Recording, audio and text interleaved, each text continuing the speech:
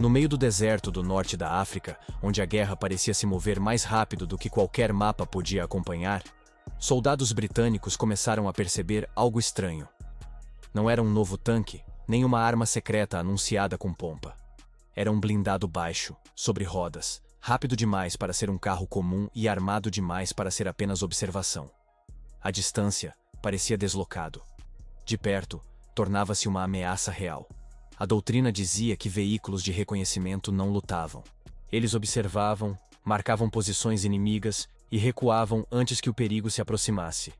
Mas aquele blindado não seguia essa lógica. Ele avançava onde outros recuavam. Permanecia onde deveria fugir. E quando encontrava tanques alemães, não desaparecia imediatamente. Esperava. Seu perfil era baixo, difícil de distinguir no horizonte ondulante do deserto. Com rodas em vez de esteiras, podia cruzar longas distâncias com rapidez surpreendente, explorando flancos, estradas secundárias e terrenos onde tanques mais pesados hesitavam. O que ninguém esperava era o que ele carregava em seu interior. Armado com um canhão de 57 mm, o mesmo calibre usado em peças antitanque dedicadas, aquele veículo de reconhecimento possuía poder de fogo suficiente para perfurar a blindagem lateral de tanques médios alemães a distâncias reais de combate. Não era uma arma improvisada. Era uma escolha consciente. Um rompimento com tudo o que se entendia como seguro para um blindado leve. A blindagem era fina. Nunca houve ilusão quanto a isso. Ele não foi projetado para resistir a impactos diretos de canhões inimigos. Cada encontro precisava ser rápido, preciso e, acima de tudo, inesperado. A sobrevivência dependia da iniciativa. Ver primeiro, atirar primeiro, sair antes da resposta. Esse equilíbrio entre risco e poder transformou o veículo em algo novo. Ele não substituía tanques. Não competia com eles em resistência. Mas oferecia algo que nenhum outro carro de reconhecimento possuía: a capacidade de decidir se o combate aconteceria, e em que termos. Tripulações que antes se limitavam a relatar posições passaram a interferir diretamente no campo de batalha. Um comboio alemão podia ser retardado, um avanço interrompido, um flanco exposto explorado com violência súbita. Tudo isso por um blindado que, oficialmente, não deveria estar ali para lutar. O inimigo demorou a entender o que enfrentava. Relatórios alemães descreviam encontros confusos com veículos rápidos, difíceis de localizar, que surgiam, disparavam com precisão e desapareciam antes de qualquer reação organizada. Não era um tanque. Não era apenas reconhecimento. Era algo no meio do caminho. E exatamente por isso tão perigoso. Com o avanço da guerra, aquele blindado deixou o deserto e passou a operar em cenários completamente diferentes. Na Europa, estradas estreitas, vilas ocupadas e terrenos irregulares testaram seus limites. Ainda assim, ele continuou funcionando. As rodas, vistas com desconfiança por muitos oficiais, provaram ser uma vantagem logística. Menos manutenção, maior autonomia e velocidade constante em longas marchas. Seu layout interno era apertado. A tripulação trabalhava em condições desconfortáveis, com pouco espaço e alta carga psicológica. Cada missão exigia concentração absoluta.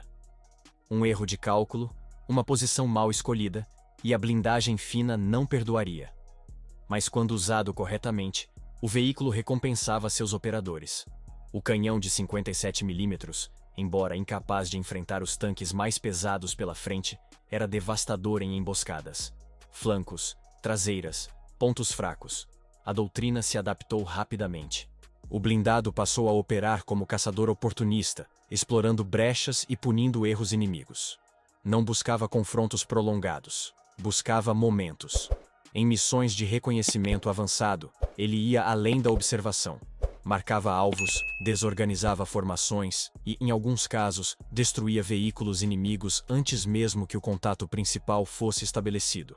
Isso alterava o ritmo do combate.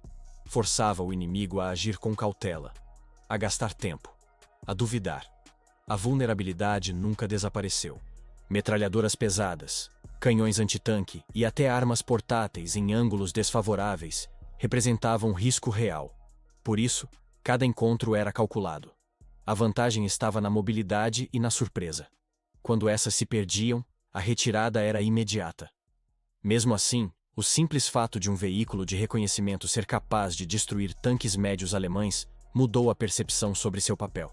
Ele deixou de ser visto apenas como olhos avançados e passou a ser considerado uma lâmina rápida, capaz de ferir e desaparecer. Essa reputação se espalhou. Entre aliados, tornou-se respeitado. Entre inimigos, temido. Não pelo tamanho ou pela blindagem, mas pela imprevisibilidade. Ninguém esperava ser atacado por algo que, teoricamente, não deveria atacar. À medida que a guerra se aproximava do fim, o blindado continuava operando onde outros veículos já haviam sido substituídos. Sua confiabilidade mecânica o mantinha em movimento quando projetos mais novos enfrentavam falhas. Ele não era sofisticado, era funcional. E isso fazia toda a diferença em uma guerra de desgaste. Após 1945, muitos acreditavam que seu tempo havia acabado. A lógica dizia que veículos sobre rodas, armados com canhões relativamente modestos e blindagem fina, não tinham espaço em um mundo dominado por tanques pesados e armas cada vez mais destrutivas. Mas a realidade mostrou outra coisa. Ele continuou em serviço, não apenas em um país, mas em vários. Operou em conflitos coloniais, missões de segurança e guerras de menor escala. Em terrenos difíceis, onde tanques pesados eram lentos demais ou logisticamente inviáveis, aquele velho blindado ainda fazia sentido. Tentativas de substituição surgiram. Projetos mais modernos, com melhores números no papel. Muitos falharam. Alguns eram caros demais. Outros complexos demais. O veterano permanecia porque funcionava. Porque era conhecido. Porque cumpria sua função sem exigir condições ideais. Seu conceito influenciou gerações posteriores. Veículos que herdaram a ideia de mobilidade agressiva, de reconhecimento armado, de decisão descentralizada no campo de batalha. Ele não foi apenas um produto de seu tempo. Foi um molde. O segredo de sua longevidade nunca esteve apenas no aço ou no canhão.